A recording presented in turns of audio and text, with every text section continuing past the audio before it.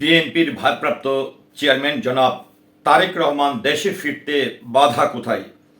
এমন সংবাদ শিরোনামে একটি সংবাদ প্রকাশ করেছে ৩ ডিসেম্বর ২০২৪-এ দৈনিক ইত্তেফাক পত্রিকা। সেখানেই তুলে ধরা হয়েছে তারেক রহমানের এই যাবৎকালে কতগুলো মামলা শেষ হয়েছে এবং কতগুলো মামলা খারিজ হয়েছে এবং আর কয়টি মামলা এখনো পর্যন্ত আছে, আর কি কারণে তিনি এখনো দেশে আসছেন না, এটি নিয়েও কিন্তু কথা বলেছেন জনাব তারেক রহমানের যে আইনজীবী আছেন, তিনি কিন্তু সেই ব্যাখ্যাটি দিয়েছে। তো কোথায় কোন মামলাগুলো আছে, কি ধরনের মামলাগুলো আছে, আর বিষয় হচ্ছে আপনারা নিশ্চয়ই জানেন যে ২১শে আগস্টের যে মামলাটি ছিল জনাব তারেক রহমানের বিরুদ্ধে, সেই মামলাটিও কিন্তু বাতিল হয়েছে, অর্থাৎ খারিজ হয়েছে। তো এই প্রেক্ষাপটে এসে আসলে তারেক রহমান দেশে ফিরতে বাধা কোথায়, এটি নিয়ে দৈনিক ইত্তেফাক পত্রিকা যে সংবাদটি প্রকাশ করেছে সেটি আপনাদের সামনে আমি তুলে ধরছি। ২০০৪ সালের ২১ আগস্ট আওয়ামী লীগের সমাবেশে গ্রেনেড হামলার ঘটনায় হত্যা ও বিস্ফোরণ দ্রব্য আইনে ২টি মামলা হাইকোর্টের রায় গত রোববার খালাস পেয়েছে বিএনপির ভারপ্রাপ্ত চেয়ারম্যান জনাব তারেক রহমান। এই ২ মামলা খালাস পেলেও এখনো কয়েকটি মামলায় তিনি সাজাপ্রাপ্ত। আইনজীবীদের প্রত্যাশা বাকি মামলাগুলোতেও ন্যায় বিচার পাবেন তারেক রহমান।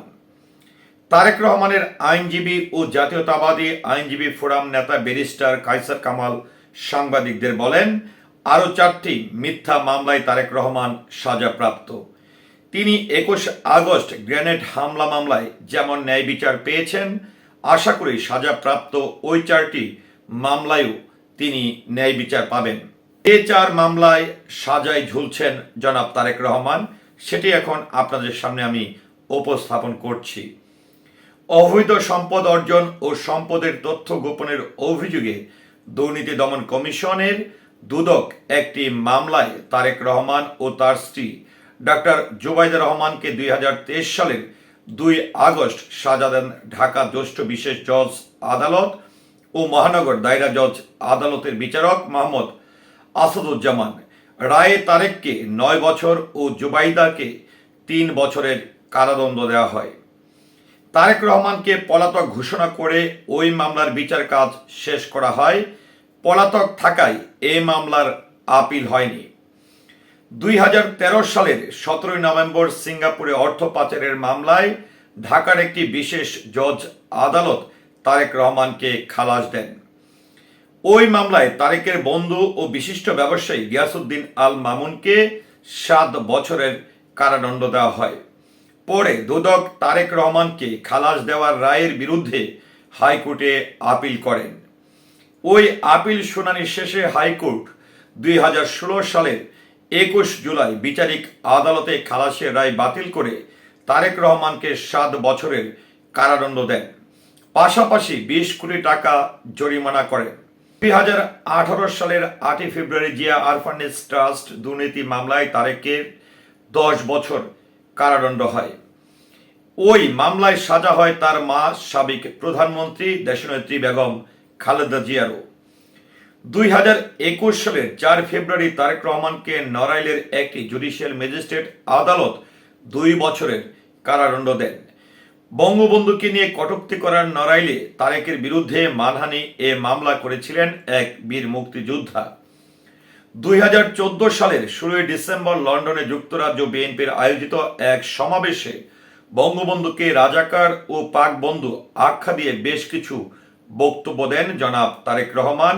সেই খবর প্রকাশিত হয় দেশের একটি জাতীয় দৈনিকে।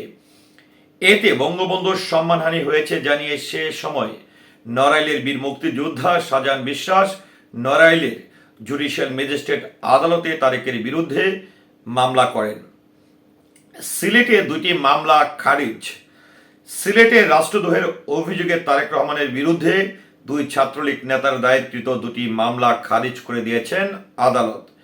বাদী উপস্থিত না হয় রবিবার ১ ডিসেম্বর সিলেট মেট্রোপলিটন ম্যাজিস্ট্রেট দ্বিতীয় আদালতের বিচারক সগির আহমদ মামলা 2টি খারিজের রায় দেন। আদালতের অতিরিক্ত পিপি আবু ফাহাদ বিষয়টি নিশ্চিত করেছেন। তিনি জানান, ২০১৪ সালের রাষ্ট্রদ্রোহের অভিযোগে তারেক রহমানের বিরুদ্ধে দুই ছাত্রলীগ নেতার দায়েরকৃত দুটি মামলা বাদী উপস্থিত না হয় গতকাল খারিজ করেছে মহামান্য আদালত। 2014 সালে সিলেট মহানগর পুলিশের শাহপরান রহমতুল্লাহ থানার মামলা দুটি করেন সিলেট জেলা ছাত্রলীগের তৎকালীন সাধারণ সম্পাদক এম রায়হান চৌধুরী ও সিলেট কৃষি বিশ্ববিদ্যালয়ের ছাত্রলীগের তৎকালীন সভাপতি শামীম মোল্লা। তো ভিউয়ার্স, আমি চেষ্টা করেছি যে গত 3 ডিসেম্বর দৈনিক ইত্তেফাক পত্রিকা জনাব তারেক রহমান সাহেব কি কারণে এখনো দেশে আসতে বাধা আছে এবং তার কয়টি মামলা 21 আগস্টের মামলা সহ বাতিল হয়েছে বা তিনি মুক্ত হয়েছেন আর কয়টি মামলা এখনো আছে, এই তথ্যটি তুলে ধরতে। তো এটি আসলে আমার একদমই ব্যক্তিগত কোনো মতামত নেই বা এখানে কিছু বলার নেই। যা প্রকাশিত হয়েছে দৈনিক ইত্তেফাক পত্রিকায় সেটি আমি আপনাদের সামনে উপস্থাপন করেছি। তো আমার পুরো ভিডিওটির সঙ্গে থাকার জন্য সকলের প্রতি কৃতজ্ঞতা এবং ধন্যবাদ জ্ঞাপন করছি। আসসালামু আলাইকুম।